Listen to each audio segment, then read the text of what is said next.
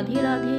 प्रस्तुत है आपके समक्ष श्रीमद् भागवत गीता की अध्याय 2 से 42वां व 43वां श्लोक। यामीमां पुष्पितां वाचं प्रवदतय विपपसितः वेद्वादर्ताः पार्थ नान्यदस्तीति वादिनः कामात्यान् स्वपराजन्म कर्म फलप्रदानं क्रियाविशेष बहुलां भोगेश्वर्यगतिं प्रति। अल्पज्ञानी मनुष्य वेदों के उस अलंकारिक शब्दों के प्रति अत्यधिक आसक्त रहते हैं जो स्वर्ग की प्राप्ति, अच्छे जन्म, शक्ति इत्यादि के लिए विविध सकाम कर्म करने की संतुति करते हैं। इंद्रिय तृप्ति तथा ऐश्वर्यमय जीवन की अभिलाषा के कारण वे कहते हैं कि इससे बढ़कर और कुछ नहीं है।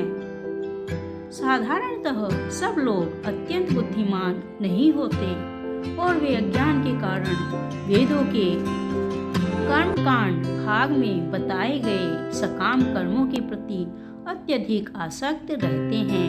वे स्वर्ग में जीवन का आनंद उठाने के लिए इंद्रिय तृप्ति कराने वाले प्रस्तावों से अधिक और कुछ नहीं चाहते। जहाँ मदिरा तथा तरुणियाँ उपलब्ध हैं और भौतिक ऐश्वर्य सर्वमान्य हैं।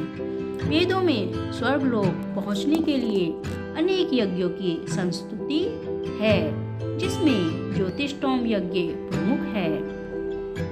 वास्तव में वेदों में कहा गया है कि जो स्वर्ग जाना चाहता है उसे यज्ञ संपन्न करनी चाहिए, और अल्पज्ञानी पुरुष सोचते हैं कि वैदिक ज्ञान का सारा अभिप्राय इतना ही है।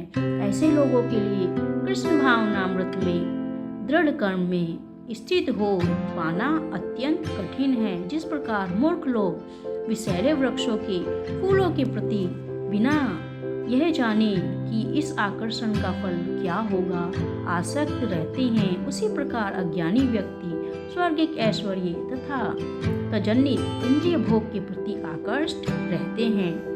वेदों के कर्मकांड भाग में कहा गया है, अपाम सोमव्रता अभूम तथा क्षय है वे चातुर्मासस्य याजिनः सुकृतम भवति। दूसरे शब्दों में जो लोग चातुर्मास तप करते हैं वे अमर तथा सदा सुखी रहने के लिए सोमरस पीने के अधिकारी हो जाते हैं। यहाँ तक कि इस पृथ्वी में कुछ भी लोग सोमरस के लिए अत्यंत इच्छुक रहते हैं, जिससे वे बलवान बने रहें और इंद्रिय तृप्ति का सुख पाने में समर्थ हों। ऐसे लोगों को भव बंधन से मुक्त में कोई श्रद्धा नहीं होती और वैदिक यज्ञों की तड़क भड़क में विशेष आसक्त रहते हैं। यही इस श्लोक का अर्थ है।